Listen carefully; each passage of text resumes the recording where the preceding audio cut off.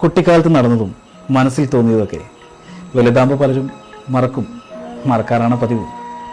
പക്ഷേ ചാത്തോത്ത് പറമ്പിൽ കളിവീട് വെച്ച് കളിച്ചതും ഊഞ്ഞാല് കെട്ടിത്തന്നതും കായലിൽ നിന്ന് പാദസരം മുങ്ങിയെടുത്തതും ഉമ്മ തന്നാൽ തിരിച്ചു തരാമെന്ന് പറഞ്ഞതും അതിൻ്റെ പേര് തല്ലുകൊണ്ടതും ഒടുക്കം നാട് വിട്ടതും ഒന്നും കുട്ടിശങ്കരൻ പറഞ്ഞില്ല.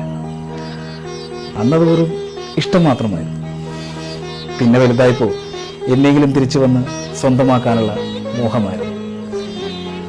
പണമുണ്ടാക്കാനുള്ള വാശിയൊക്കെ അങ്ങനെ ഉണ്ടായിരുന്നു. അന്നനെ കുട്ടിശങ്കരന് ഇഷ്ടമായിരുന്നു. അറിഞ്ഞൂടെ? അതോ ഇപ്പോഴത്തെ പോലെ അന്നും വെറുപ്പായിരുന്നു? അതും അറിഞ്ഞൂടെ? എന്നിട്ടും മോഹിച്ചു, ഒരുപാട് മോഹിച്ചു.